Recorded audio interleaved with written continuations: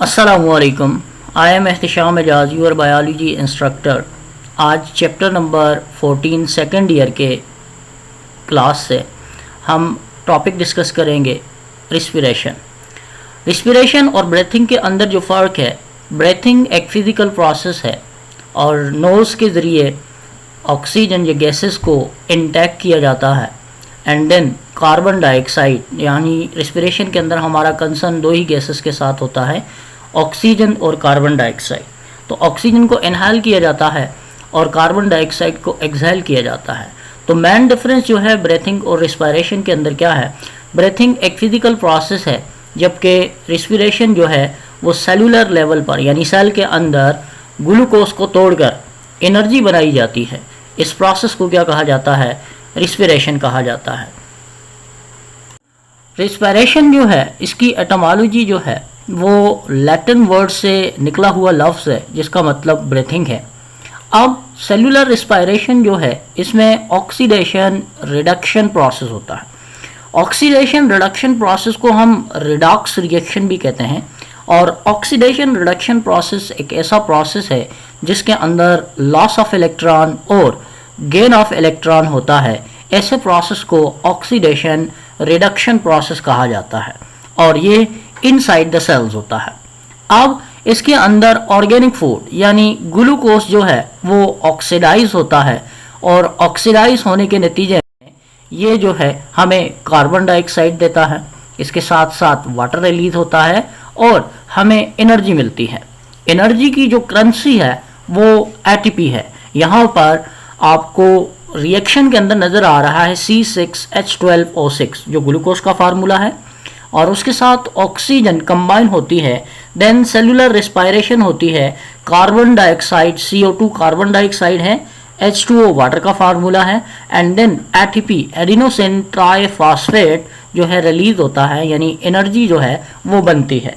अब रिस्पिरेशन की जो इम्पोर्टेंस है वो क्या है, इम्पोर्टेंस में ये प्रोसेस जो है ये किसी ऑर्गेनिज्म की जितनी नीड होती है उस हिसाब से ये एनर्जी प्रोड्यूस करता है। As a result waste product यानी कार्बन डाइऑक्साइड भी प्रोड्यूस होती है जो आपको इस रिएक्शन के अंदर नजर आ रहा है। Then types of cellular respiration क्या है, टू टाइप्स हैं रिस्पिरेशन की, there is aerobic respiration and there is anaerobic respiration. Aerobic respiration ऐसी रिस्पिरेशन है जिसके अंदर जो ब्रेकडाउन है फूड की वो in the presence of oxygen होती है और यहाँ पर लार्ज नंबर ऑफ या large amount of energy release होती है। तो in the presence of oxygen जो ब्रेकडाउन है फूड की वो हो उसे हम एरोबिक रिस्पिरेशन कहते हैं। एनएरोबिक रिस्पिरेशन एक ऐसी रिस्पिरेशन है जिसके अंदर जो फूड की ब्रेकडाउन है यानी ग्लूकोज की ब्रेकडाउन जो है वो comparatively small amount of energy release करती है और यहाँ पर ऑक्सीजन इन्वॉल्व नहीं होती, यानी in the absence of oxygen ये रिस्पिरेशन होती है। अदर टाइप्स ऑफ रिस्पिरेशन में यानी गैसियस एक्सचेंज में देयर इज एक्सटर्नल रिस्पिरेशन है। एक्सचेंज जो है गैसियस का बॉडीज और एक्सटर्नल एनवायरनमेंट के दरमियान क्या कहलाता है, एक्सटर्नल रिस्पिरेशन। अब जो बॉडीज के डिफरेंट तरह के पार्ट्स जैसे कि स्किन जो है इन्वॉल्व है एम्फीबियंस के अंदर और एम्फीबियंस के अंदर कौन आता है, फ्रॉग्स आता है, और लंग्स जो हैं ये ह्यूमन में इन्वॉल्व होते हैं and this is the diagram of lungs. उसके बाद आता है जी गिल्स। गिल्स जो हैं वो फिशेस के अंदर होती हैं। यहाँ पर आपको रेड कलर के अंदर जो नज़र आ रही हैं फिश के हेड में वो क्या है, वो उनकी गिल्स है। तो डिफरेंट ऑर्गेनिजम्स के अंदर डिफरेंट तरह के ऑर्गन इन्वॉल्व हैं। फिशेज या एम्फीबियंस जो हैं उनके अंदर स्किन, लंग्स जो हैं वो ह्यूमन में एंड देन गिल्स जो हैं वो फिशेस के अंदर इन्वॉल्व है। इंटरनल रिस्पिरेशन से क्या मुराद है, एक्सचेंज जो है गैसेस का बॉडी सेल्स और बॉडी फ्लूइड के दरमियान। बॉडी फ्लूइड में क्या आता है, ब्लड आता है, ये ब्लड की पिक्चर है, लिम्फ आता है, ये लिम्फेटिक सिस्टम जो लिम्फ होता है ये इम्यून सिस्टम का हिस्सा होता है। उसके बाद आता है हीमोलिम्फ।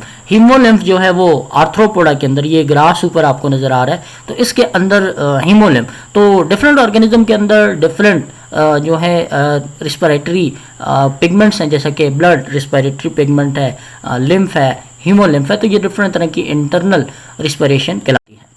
रिस्पायरेशन जो है सिंपल ऑर्गेनिज्म के अंदर क्या है, सिंपल ऑर्गेनिज्म में डाइफ्यूजन के जरिए जो है वो रिस्पायरेशन होती है, और कॉम्प्लेक्स ऑर्गेनिज्म में डिफरेंट रिस्पायरेटरी ऑर्गन इन्वॉल्व हैं, जैसा कि गिल्स इन्वॉल्व हैं, लंग्स इन्वॉल्व हैं, और रिस्पायरेशन के दौरान जो सिस्टम इन्वॉल्व होता है उसे रिस्पायरेटरी सिस्टम कहा जाता है।